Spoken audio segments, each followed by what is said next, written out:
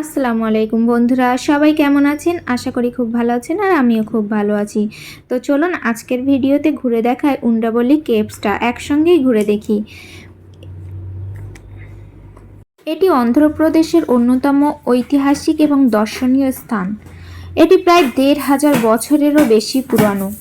এই গুহাগুলো ভারতের প্রাচীন স্থাপত্যকলার এক অসাধারণ নিদর্শন।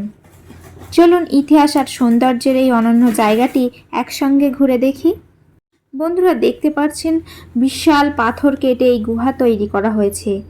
৪ তলা বিশিষ্ট এই রক কাট এবং স্থাপত্যটি চতুর্থ থেকে পঞ্চম শতাব্দীর মধ্যে নির্মিত হয়েছিল বলে ধারণা করা হয়।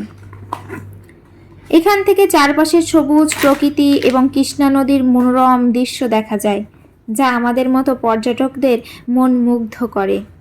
চলুন ভিতরে কি আছে দেখা যাক। দেওয়াল জুড়ে রয়েছে অসাধারণ খোদাই করা ভাস্কর্য এবং প্রাচীন শিল্পকর্ম। এই গুহাগুলির ইতিহাস খুবই বৈচিত্র্যময়। গবেষকদের মনে এটি প্রথমে জৈন ধর্মাবলীর জন্য ব্যবহৃত হতো, পরে বৌদ্ধ ভিক্ষুকদের আশ্রম হিসাবে এবং পরবর্তীতে হিন্দু ধর্মের মন্দিরে রূপান্তরিত হয়। তাই এখানে জৈন, বৌদ্ধ এবং হিন্দু সংস্কৃতির মিলন দেখা যায়।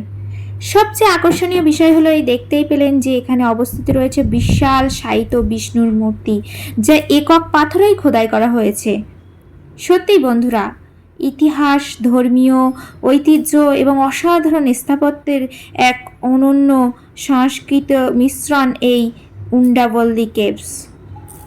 দেখতেই পাচ্ছেন এখানে এসে আনায়া তো খুবই আনন্দ করছে, আমিও ঘুরে ঘুরে সমস্তটা দেখছি। আর ভিডিওগ্রাফির পুরোটাই ক্রেডিট আমার হাজব্যান্ড মিস্টারের, কারণ আমি তো সব কিছু খুঁটিয়ে খুঁটিয়ে খুব ভালোভাবে দেখছিলাম কেমন, আর উনি সবটা ভিডিওটা করছিলেন।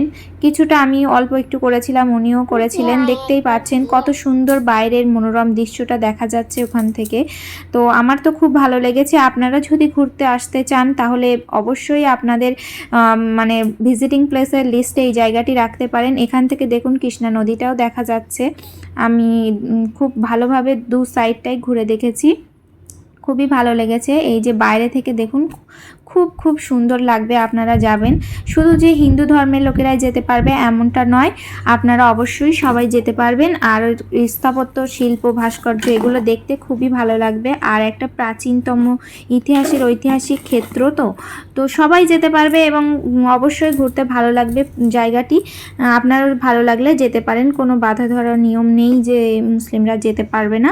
তো আপনারাও ভালো লাগলে অবশ্যই যাবেন। আর আপনাদের কেমন লাগলো জায়গাটি অবশ্যই কমেন্ট করে জানাবেন। আপনি যদি আমার পরিবারে নতুন হয়ে থাকেন তাহলে ফলো দিয়ে পাশে থাকবেন। আজকের মতো এখানেই সমাপ্ত। আল্লাহ হাফেজ, বাই বাই। পরবর্তীতে আরেকটা ভিডিওতে